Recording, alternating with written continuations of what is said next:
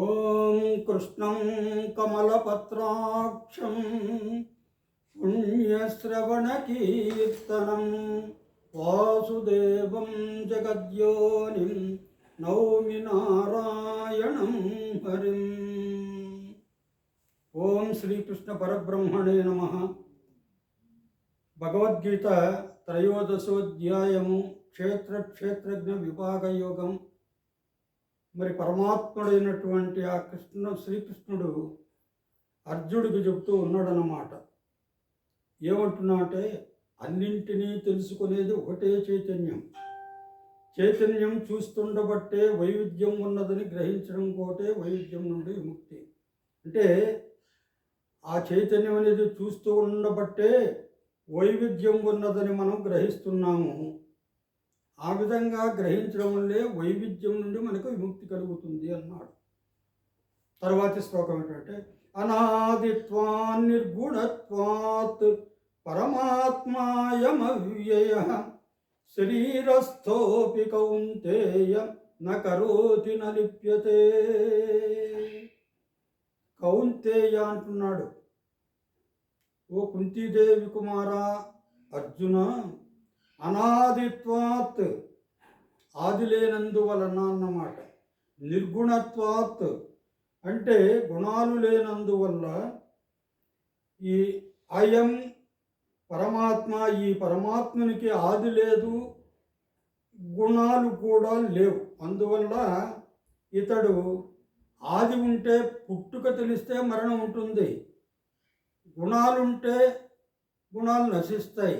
అందువల్ల ఆది లేదు, నిర్గుణుడు కాబట్టి అవ్యయ శాశ్వతుడు అన్నమాట. శరీరస్థోపి కౌంతేయ నకరోతి నలిప్యతే అంటే శరీరంతో ఉన్నప్పటికీ కూడా అతడు ఏ పని చేయడు, ఏ ఫలం చేత కూడా మలినపడడు అంటున్నాడు. మరి ఫలితం ఆయన తీసుకున్నా కూడా ఆయనకు మరి మలినపడడం అనేది జరగదు అంటున్నాడు. ఆది లేని కారణం చేత నిర్గుణుడు కాబట్టి ఈ పరమాత్మ అవ్యయుడు.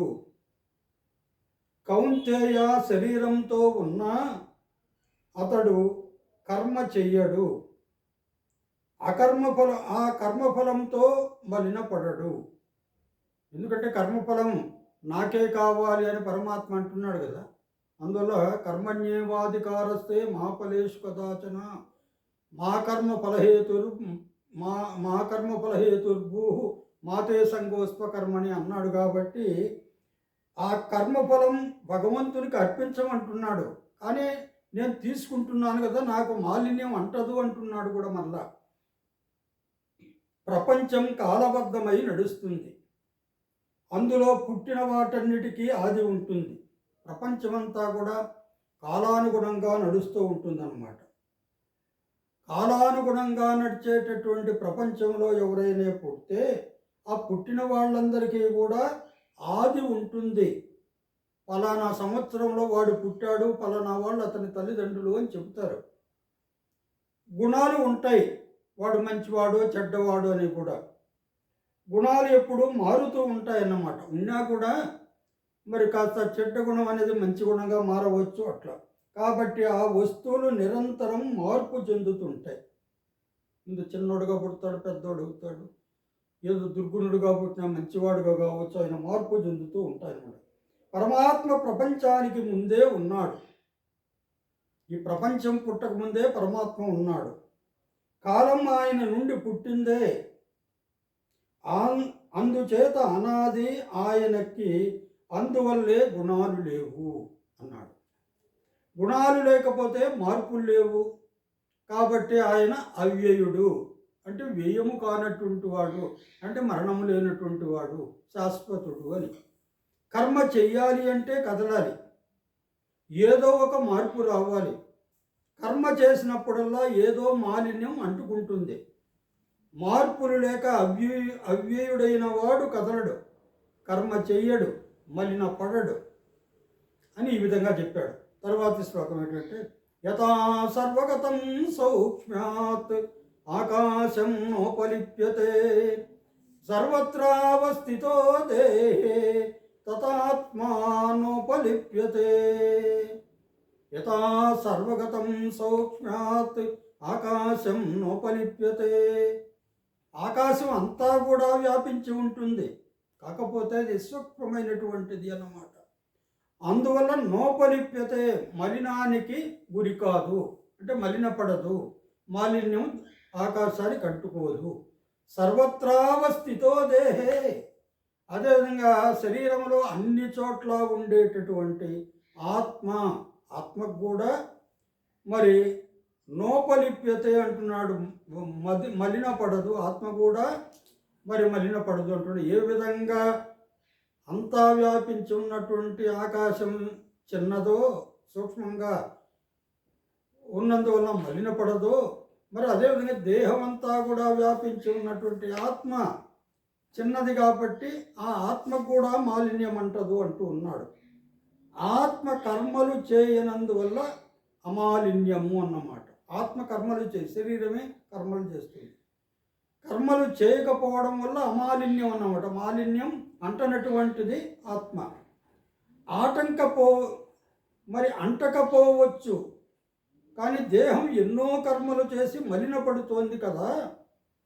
దేహం అంతటా వ్యాపించి ఉన్న ఆత్మకి ఆ మాలిన్యం అంటకుండా ఉంటుందా అని ప్రశ్న. సరే, ఎన్నో కర్మలు చేసి ఆత్మ మలినపడుతూ ఉంది, దేహం మలినపడుతుంది కదా, దేహం అంతా వ్యాపించి ఉన్నటువంటి ఆత్మకు ఆ మాలిన్యం ఎందుకంటదు అని ప్రశ్న. అనే అనుమానానికి ఇది సమాధానము అన్నాడు. ఆకాశంలో ఉన్న గాలిలో, నీటిలో, భూమిలో అనేక దోషాలు ఉన్నా సూక్ష్మాతి సూక్ష్మమైన ఆకాశానికి అవేమీ అంటవు. ఆకాశంలో మరి గాలి, నీరు, భూమి ఇలాంటి దోషాలు ఎన్నో ఉన్నా కూడా సూక్ష్మాతి అంటే ఆకాశం నుంచి గాలి వస్తుంది, ఆకాశం నుంచే నీరు పడుతుంది. మరి ఈ విధంగా ఆ భూమిలో అనేక దోషాలు ఉన్నా సూక్ష్మాతి సూక్ష్మమైన ఆకాశానికి అవేమీ అంటవు. ఏదైనా